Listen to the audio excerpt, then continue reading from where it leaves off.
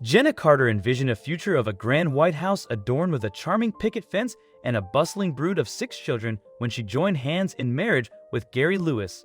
Together, they made their dream a reality by purchasing the house, but alas, the pitter-patter of little feet never graced their halls. After 3 years, Jenna went to the doctor who recommended a fertility specialist.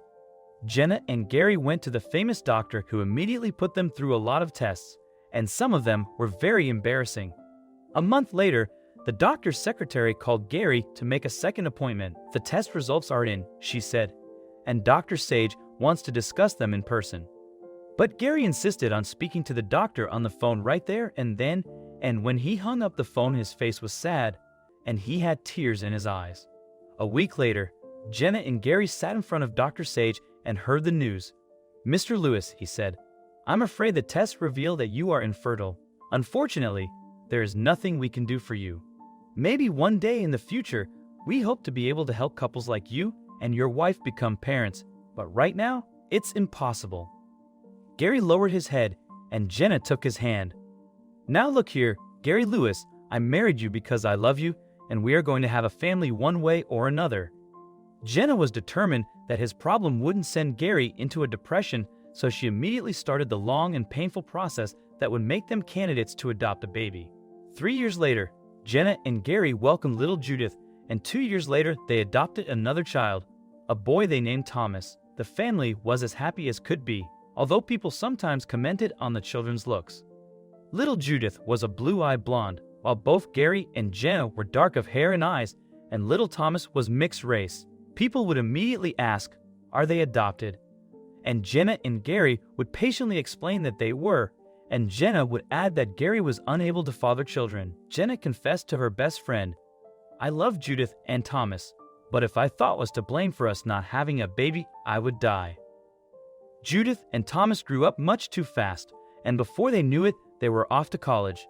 Gary and Jenna were left alone in that big white house with the picket fence. Jenna sighed. "One of these days, we'll have lots of grandchildren to fill up this old house and romp about in the yard just like I always dreamed." Gary laughed.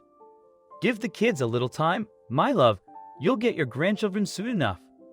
"Well, it can't be soon enough for me." Little did Jenna imagine how quickly fate would send her the grandchildren she was longing for. A week later, Jenna was in the garden pruning her roses when a tall, good-looking man in his early 50s walked up to the gate. "Hello," he said. "Is this Mr. Gary Lewis home?" Jenna stood up and took off her gardening hat. "Yes, it is." "I would like to talk to him if you please," the man said politely. Jenna called out to Gary, and he came out. He looked at the man. "Yes, you wanted to speak to me." The man looked flustered. "I wonder if we could talk alone?" Gary shook his head. "No, sir. Anything you want to discuss with me, you can say in front of my wife." The man looked even more uncomfortable. "Sir, I wonder if you remember Rosalie Garson?" "Rosalie?" Gary smiled. "Of course I remember Rosalie.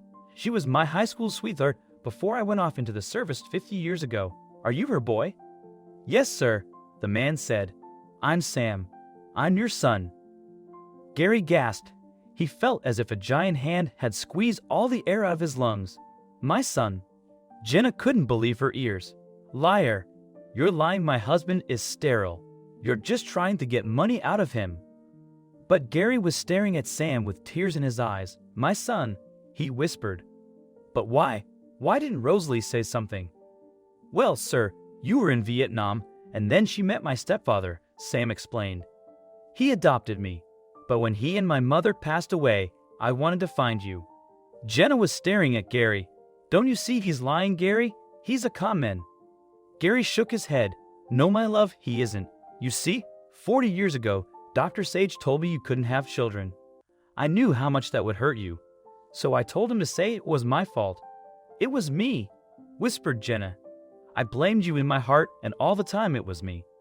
I wanted you to be happy, Jenna. I wanted you to have the family you dreamed of, but if you thought it was your fault, you would never have agreed to adopt Judith and Thomas." Tears streamed down Jenna's cheeks as she spoke with heartfelt emotion. "Gary, I love you more than words can express." She turned to Sam, her voice filled with sincerity. "I deeply apologize.